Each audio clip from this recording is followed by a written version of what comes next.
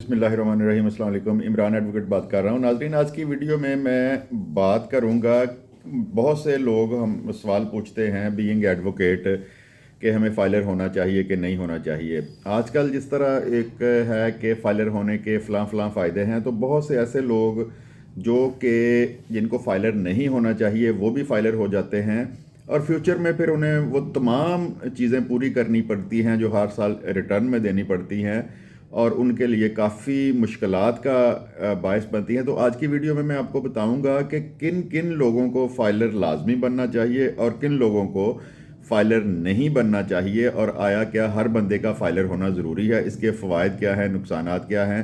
तो आज इस पर बात करेंगे। तो वीडियो को लाजमी शेयर भी कर दिया करें और चैनल को सब्सक्राइब भी करें। ये जो वीडियोस हैं मुफ्त में आपकी मालूमात में इजाफे का बायस बनती हैं, तो लाजमी इसको गौर से देखा भी करें और शेयर भी किया करें।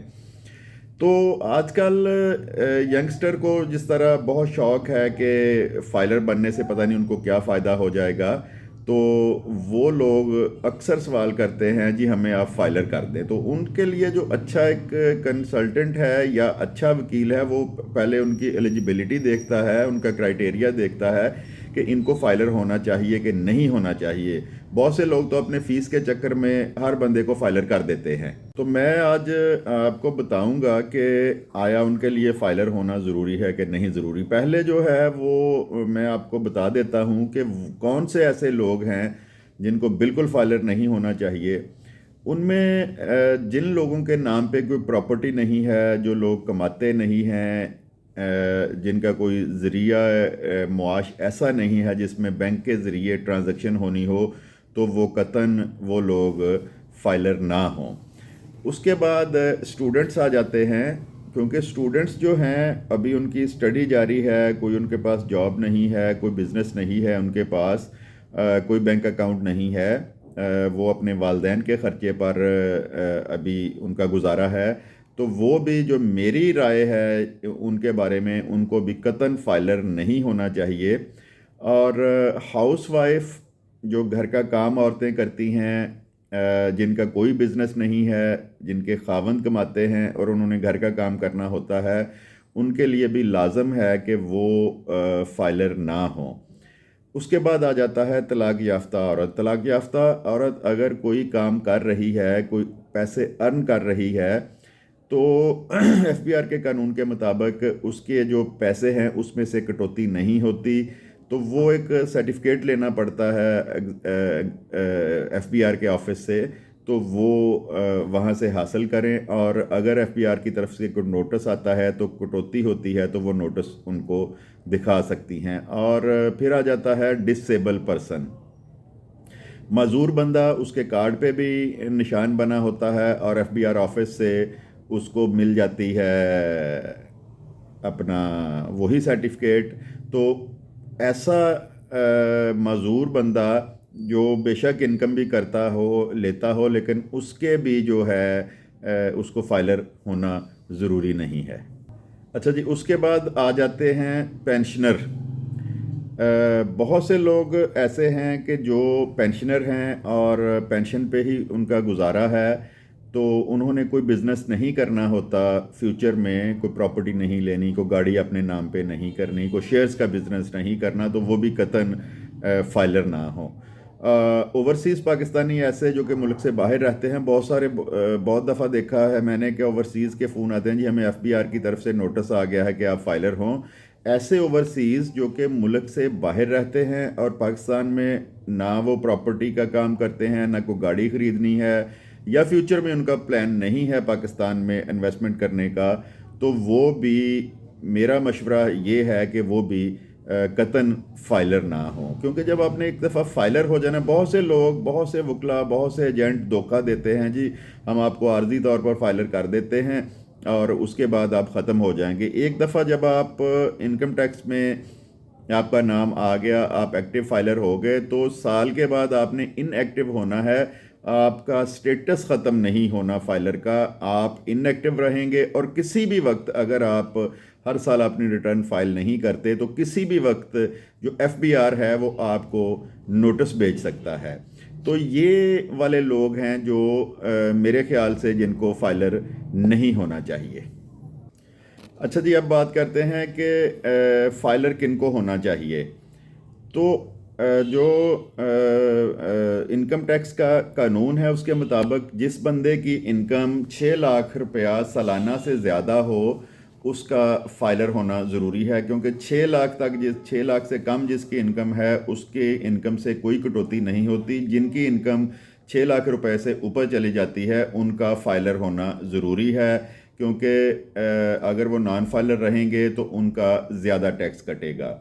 اور جو سب سے زیادہ اہم ہے آج کل، جو پراپرٹی کا کام کرتے ہیں، جو پراپرٹی کی سیل پرچیز لوگ کرتے ہیں، ان کو 100% فائلر ہونا چاہیے. گورنمنٹ نے ایسی گرپ ان کے گرد مضبوط کی ہے، اگر کوئی پراپرٹی خرید رہا ہے اور نان فائلر ہے تو وہ 10.5% اس کا ٹیکس جمع کروائے گا، اور اگر فائلر ہے تو 3% ٹیکس جمع کروائے گا. اسی طرح اگر کوئی پراپرٹی فروخت کر رہا ہے تو اس صورت میں اگر وہ نان فائلر ہے تو 6% دے گا ٹوٹل ویلیو کا، جو جتنے کی رجسٹری لکھی گئی ہے، اور فائلر ہونے کی صورت میں وہ 3% دے گا.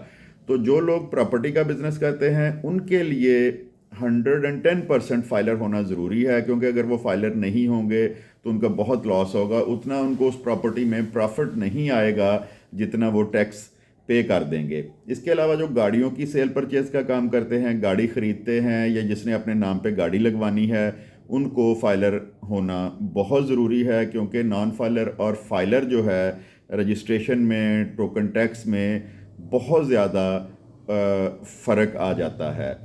اچھا، اب آ جاتے ہیں، جس طرح میں نے شروع میں بتایا کہ پینشنر جو ہیں وہ فائلر نہ ہوں. ہاں، ایسے پینشنر جنہوں نے پراپرٹی کا بزنس کرنا ہے، جنہوں نے شیئرز کا بزنس کرنا ہے، سیونگ اکاؤنٹ جنہوں نے کھلوانا ہے، وہ فائلر ہو سکتے ہیں. کیونکہ شیئرز کے بزنس میں بھی 30% کٹوتی ہوتی ہے، فائلر کی 15% کٹوتی ہوگی. اور اسی طرح سیونگ اکاؤنٹ میں جب آپ نے پیسے نکلوانے اور رکھوانے ہیں تو اس میں بھی جو پرافٹ آئے گا اس پہ بہت زیادہ کٹوتی ہوتی ہے. اس سلسلے میں بھی آپ کو جو ہے وہ فائلر ہونا آپ کا بہت ضروری ہے. اور جیسے میں نے کہا تھا کہ کوئی ایسی ہاؤس وائف جو بالکل گھر کے کام کرتی ہے، شوقیہ فائلر ہونا چاہتی ہے، وہ قطعاً نہ ہوں. لیکن ایسی ہاؤس وائف یا جس کے میاں نے پراپرٹی خرید کے اپنی بیگم کے نام پہ لگوانی ہے تو ان کا فائلر ہونا بھی لازم ہے.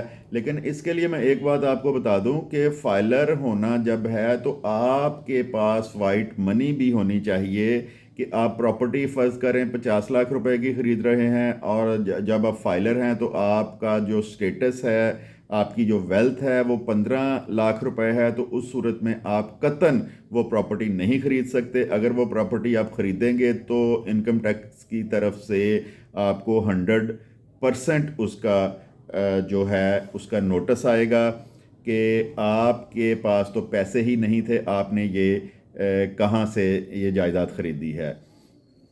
اچھا، سٹوڈنٹس کا میں نے منع کیا تھا، لیکن ایسے سٹوڈنٹ جو کہ ابراڈ میں جا کے پڑھنا چاہ رہے ہیں، وہ پیسے سیکورٹی کے طور پر اکاؤنٹ میں رکھواتے ہیں، اور جب وہ پیسے نکلواتے ہیں تو ان پہ کٹوتی ہوگی. ایسے سٹوڈنٹ جو بیرون ملک تعلیم حاصل کرنا چاہتے ہیں ان کو فائلر ہونا چاہیے. اور جب ان کا ویزا لگنا ہے تو اس میں بھی وہ ہیلپ فل ہوگا، ان کا سٹیٹس جو ایکٹیو سٹیٹس ہوگا، فائلر ہوں گے کہ یہ بندہ فائلر ہے اور اپنی ریٹرن باقاعدگی سے جمع کروا رہا ہے. ایسے لوگ بھی ہیں جو کہ ساری زندگی فائلر نہیں ہوتے، نہ ان کو ضرورت ہوتی ہے، لیکن اگر انہوں نے پرائز بانڈ لے کے رکھے ہوئے ہیں، ان کا کوئی پرائز بانڈ نکل آتا ہے تو اس صورت میں بھی وہ فائلر ہوں، کیونکہ اس میں بھی زمین اور آسمان کا فرق ہے. کٹوتی کا 15% اور 30%، یعنی نان فائلر 30% کٹوتی ہوگی اور فائلر کی جو کٹوتی ہے وہ 15% ہوگی. اسٹوڈنٹ، ہاؤس وائف، پینشنر جو شیئرز کا بزنس کرنا چاہتے ہیں تو ان کو بھی فائلر ہو جانا چاہیے، کیونکہ اس میں جو ان کو پرافٹ آئے گا، جو منافع آئے گا، اس میں فرق ہوگا 30% کا اور 15% کا. اوورسیز کا میں نے شروع میں بتایا تھا کہ اوورسیز جنہوں نے پاکستان میں کوئی سرمایہ کاری نہیں کرنی، لیکن ایف بی آر کی طرف سے ان کو اگر نوٹس آ جاتا ہے کہ آپ فائلر ہوں تو ان کو فائلر نہیں ہونا چاہیے. اگر فیوچر میں انہوں نے پاکستان میں پراپرٹی خریدنی ہے، گاڑی خریدنی ہے، تو اس صورت میں ان کا فائلر ہونا بھی جو ہے وہ بہت ضروری ہے.